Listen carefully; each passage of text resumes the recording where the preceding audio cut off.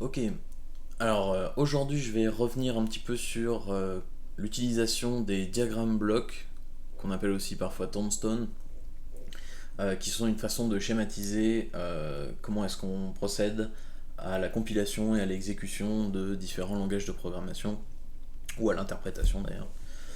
Donc, juste un rappel rapide sur les différents blocs. Euh, Alors, en premier, vous avez les blocs de cette forme-là, comme le bleu ici, qui représentent un programme. Donc ici, ce serait le programme qu'on appellerait P et qui serait écrit en langage A, donc un langage imaginaire, on s'en fiche. Ensuite, vous avez ici le bloc rectangulaire qui est un interpréteur, c'est-à-dire qu'en haut, vous avez un langage de programmation d'entrée et en bas, vous avez une architecture de machine de sortie, ce qui permettrait par exemple ici d'interpréter le programme P pour une machine M directement. Ensuite, vous avez les blocs de compilation ou de traduction. Donc ici, vous avez par exemple un bloc de traduction de A vers B qui marche sur une machine M. Donc on peut trouver les noms compilateurs ou traducteurs selon les exercices. Et vous avez ici ce qu'on symbolise comme étant la machine M. Donc on va dire une machine d'architecture M, sur laquelle on pourrait par exemple faire fonctionner, donc on pourrait mettre notre bloc P avec en langage A, interpréter le A en M et directement mettre le bloc machine M en dessous. Ce serait tout à fait valide dans la logique des diagrammes blocs. Donc ici j'ai fait un premier exemple avec le langage Python, qui est un exemple type de langage interprété. Donc prenons ici par exemple, vous avez un programme P qui a été écrit en Python. Vous pouvez utiliser l'interpréteur Python pour le faire fonctionner sur une machine d'architecture x86, ce qui, au jour où j'enregistre cette vidéo, donc en 2021, est, on va dire, l'architecture la plus commune sur la plupart des ordinateurs personnels. Donc, imaginons ici que vous voulez faire fonctionner un programme P sur votre machine personnelle. Donc, vous avez le programme P écrit en Python, interprétation du Python vers x86 et votre machine en x86. Ensuite, vous avez les langages dits compilés, comme le langage C. Et donc ici, un exemple. Vous prenez un langage compilé comme le langage C, vous avez un programme écrit en C. Il faut d'abord procéder par une première étape de compilation, donc où on va prendre en fait le programme P écrit en C et le compiler vers le programme P écrit en x86. Donc pour ça on utilise le bloc de compilation. Et faites bien attention parce que les blocs de compilation demandent une machine sur laquelle on peut le faire fonctionner. Un compilateur, c'est un programme un peu particulier, mais ça reste un programme, et donc il faut qu'il fonctionne sur une machine. Et donc il faut qu'on écrive que ce compilateur qui a été écrit en x86 fonctionne sur votre machine x86, donc votre PC par exemple.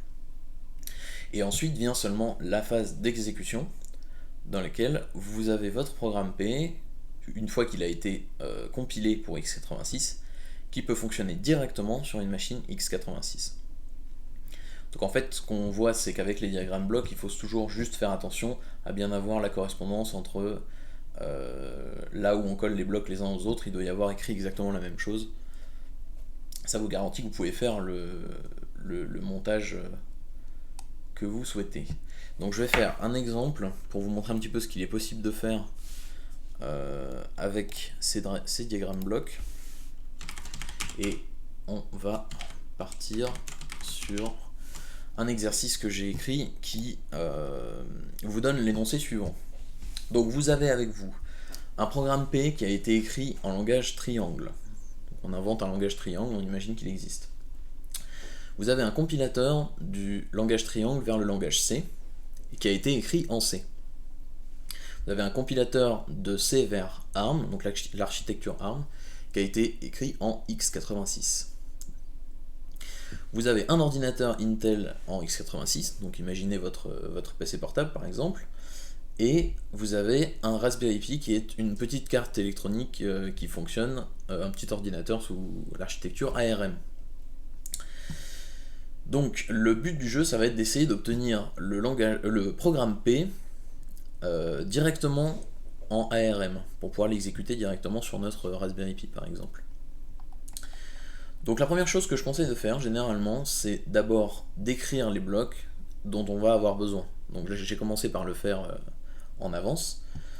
Donc ici vous avez les 5 blocs dont on vous dit que vous pouvez les utiliser dans cet exercice. Donc c'est-à-dire que j'ai mon programme P écrit en triangle, j'ai mon compilateur triangle vers C ici, mon compilateur C vers ARM ici, et mes deux machines x86 et ARM. Donc maintenant le but du jeu, ça va être de... On va un peu jouer au Lego, et essayer de faire en sorte que on puisse avoir P sur ARM. Donc la première chose qu'on voit, c'est que on pourrait utiliser ce bloc de compilation qui nous donne quelque chose vers ARM. Le problème, c'est que pour ça, ça veut dire qu'il faut que notre programme P soit écrit en C, parce qu'à gauche, là, on a besoin d'une entrée en C pour avoir la sortie en ARM. Donc le problème, c'est qu'on n'a pas ça.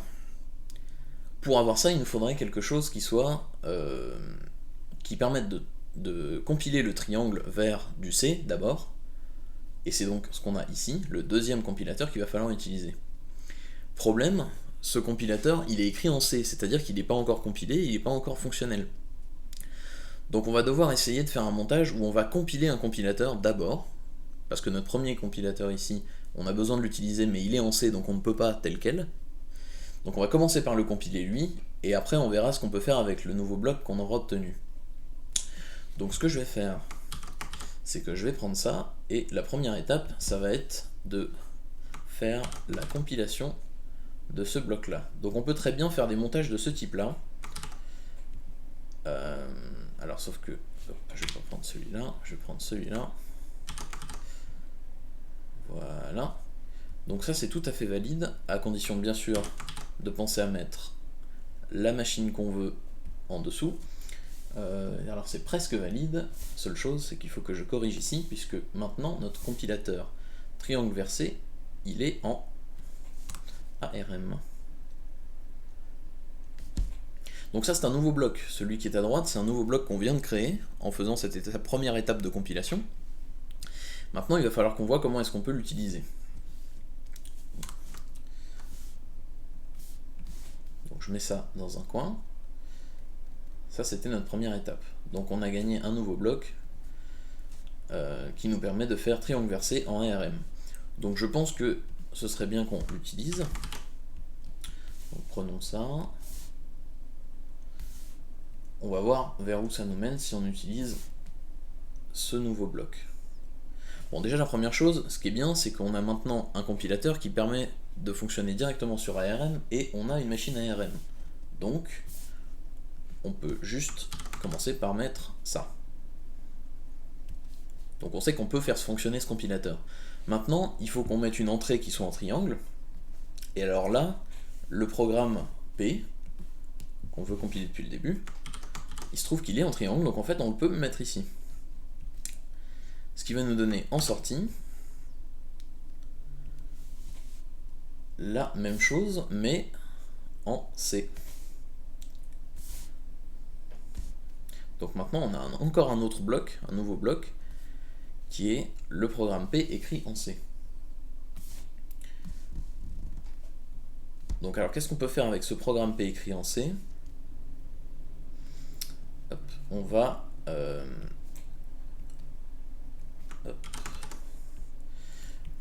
P en C, on va voir qu'est-ce qu'on peut faire avec. Ce qui est bien, c'est qu'on a donc toujours notre compilateur C vers ARM sur x86. Donc c'est le premier qu'on a utilisé, celui-là. Et donc ici, on va pouvoir prendre ça. Hop, on met notre bloc en entrée. On a besoin de mettre la machine en dessous. Voilà, donc x86. Et en sortie, on va donc avoir le programme P, mais qui sera non plus en triangle, non plus en C, mais en ARM. Ce qui est donc exactement ce qu'on nous demandait d'obtenir. Donc ça veut dire que techniquement, on peut maintenant prendre notre nouveau programme écrit en ARM, je vais prendre que ça, hop, on peut le prendre comme ça, et on va juste faire l'étape d'exécution, qui est du coup toute simple une fois qu'on a compilé le programme, puisqu'il suffit de faire c'est exécuter sur ARM.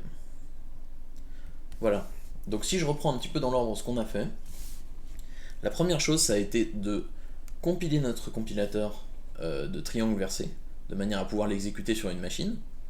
Donc avec les blocs qu'on avait, ça faisait qu'on pouvait l'exécuter sur ARM. Ensuite, on a utilisé ce nouveau bloc pour compiler notre programme triangle en C, traduire même plutôt, c'est plus correct. Et ensuite, on a compilé notre nouveau programme qui était en C vers ARM. Donc du coup, c'est pas 1, c'est 3.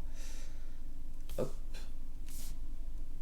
Avant de pouvoir faire l'exécution sur la machine ARM. Donc voilà, c'était ça qu'on pouvait faire sur cet exercice-là.